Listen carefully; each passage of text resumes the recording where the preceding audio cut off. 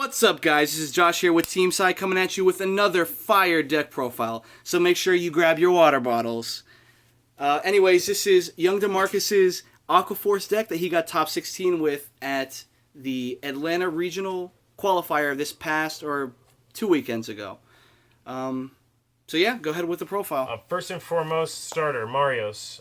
If it's the third attack or more, it lets you scry the top 5 cards of your deck. If there's a Maelstrom grade 3 there, you add it to your hand. Doesn't go to Soul, doesn't have a cost, it just has to be a third attack. Good solid card, stays behind Vanguard, constant pressure. Yeah, definitely probably the best starter for Aqua Force at the moment. Continuing on with the zeros, very important, you play 4 heals. That's very standard. You'll find this in any deck. Super good this format. Very good this format, especially with Legion now. Heals are a thing. Oh, God. Going forward, you play... Well, this build, in my opinion, plays 10 critical triggers. Obviously, you're going to want to play the ones with the effects. The reason you play this one, along with Glory, it makes an unblockable attack. You hit a crit, you win. That's the reason why you're playing 10 crit. It's a lot of attacks, creates a lot of pressure. The Supersonic Sailor, which super hyped at one point. Supersonically hyped at Supersonically hyped. One might say. Can we say $3 common? $3 common. It just lets you unflip. Definitely a good thing. However, this build doesn't do that as much. The other 2 triggers, draw, because it's one of the best triggers in the game. Yeah, Malika plus Tidal Assault equals really good. Now, another thing going forward on this deck that's very important going forward. I'm going to jump around a little bit at first, just because the Stride deck, in my opinion, is something that's really important. Okay. Obviously, your win condition with this deck is Lambros. Standard, you play 4 of it. The reason why is there's a lot of combos in the deck. You want to create that 4th attack. That's one thing that I want to make sure is known in this deck profile. So with that being said, going forward, 2 of the random strides that are played in this deck, I play 2 of the Maelstrom. The fact of the matter is this is a Maelstrom deck profile. You have to respect the fact that it is. You play the card just because there's no other way to pop in this build. It helps you get rid of the Judge Bows, get rid of the Laurels, maybe, just because your opponent decides. It's basically the Thavas of this deck, essentially. It's a way to get rid of a pesky units. If I G-assist, this is my first target. Going forward from there, 1 Tidal Boar is played. That's the nice trial deck guy. If he hits, draw a card, superior, call a card. Like I said, a lot of combos. So if you're able to get him off, you draw a card, you call a card. It just applies more pressure towards your opponent. The one tech that people always pick up and read, Socrates. He says when any unit attacks after the 3rd battle or more, you can counterblast 1 and give it plus 5,000. If my opponent's at 4 damage, I'll go into Socrates. Turn 1, just to apply that extra pressure with Tidal Assault, who restands and loses 5,000. Because the thing about that card is that people don't realize is that at first they think it's only him that gets the plus 5, but it's every attack after the 3rd attack that if you counterblast 1, it can get plus 5. So that's really crucial. And going back into the whole why I play 10 crits, it's a lot of more aggro. So with those grade 2s, I'm able to apply a lot of pressure. Just go in. Going forward, standard in every deck. I hear it's really good this format. Really good this 4 format. perfect guards. Don't play the Quintet Walls because they're trash. Counterblast 1 definitely not good. But I play the non-G perfects because I like guarding my rear guards. Yeah. Dodex, Commander Laurel are things you have to. Dodex isn't much of a thing right now, but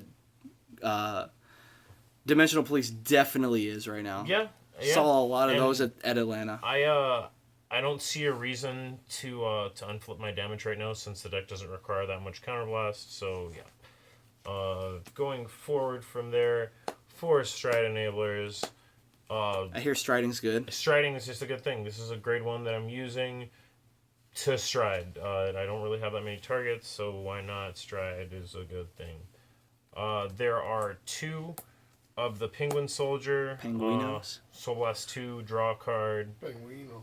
Turn 3, you ride grade 3, you punish your opponent for staying at grade 2. It's really great. You draw the extra card. And drawing cards is never bad. Yeah, why would you... Writing it sucks, but whatever. The one card that's a lot of people see in my deck and kind of get caught off guard is the fact that I play 4 of the Stasia. Stasia is a very powerful card.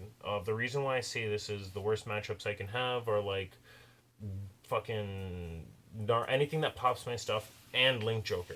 Yeah. This card, if they lock my front row, I can just attack you from back row, creating the 4th attack, helping me out with Lambros. Yeah. I played against a Messiah deck with this, and I was able to pull those combos off. It's really good at like sniping like pesky rear guards like Silent Tom and Absolutely. Voltage Horn, stuff like that you just want to get rid of. Absolutely, and like I said, it just helps me create that extra attack that I need.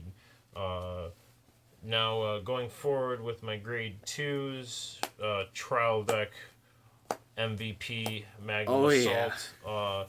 This is kind of the clone for every clan. When it gets boosted, Counterblast 1 at the end of the battle. Restand him, and he swings as an 11k on his own. Great for creating those multiple attacks. Again, I can't stress that enough. However, it is a generation break. Other units that I played to create that pressure earlier. Tidal Assault. I already mentioned this card earlier. I play him at 4. At the end of the battle that he attacks the Vanguard, restands, loses 5,000 power. Even if it doesn't do it, like let's say turn 2 they ride the 9k, I swing at it once, I swing at it twice, now Mario's is live. This card's great early game, especially if I hit a crit. Yeah, it's amazing. The last of the grade 2s that I play 3 Rascal Sweepers. He has that Basil skill. If he's the first attack, swap him with the person right behind him. He's an 11k attacker if Maelstrom's in the name. All my grade 3s are Maelstrom. It's awesome.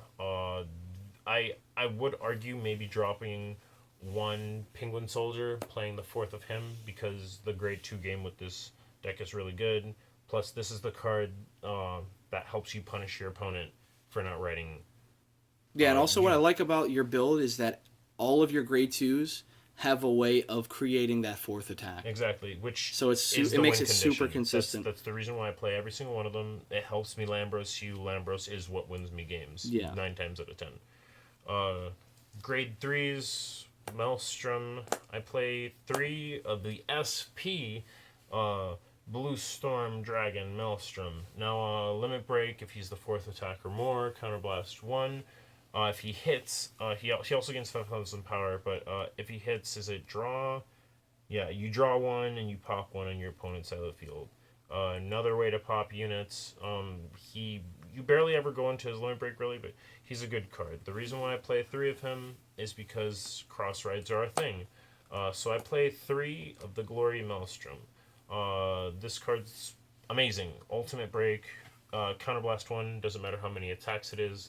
It gains plus 5,000. My opponent can't use grade 1s or higher. No perfect guards. Perfect guards are good this format, right? Guarding is good this format. Exactly, yeah. Paired with the critical trigger, you can luck sack some wins.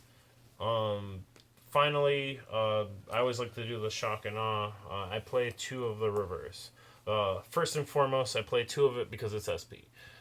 Second, and I mean, it's also good because it's also an extra way to cross ride, because he's also a cross ride with the regular Maelstrom. Exactly. Not just that, I've actually stayed on him and won games. Yeah, his effect is not bad at all. I even in Atlanta, I believe it was my round 3. I was playing a Bermuda guy, and I won on him. He rushed me. I was at 4 damage. I limit break. He couldn't guard me, and I had the crit, and I won. He gains the extra crit. If it's fun because if you guard him, I pop something and draw, and then you don't guard him, I hit you with a crit. You take damage. But anyway, guys, that's where those 10 crit come in handy. That was the Maelstrom deck profile. I hope you guys enjoy. Take it to your locals. Use the build. Remember, like, subscribe. Team Psy. Shout out to Warren. Shout out to Kenny. He's a bitch. We love you. Thanks, guys.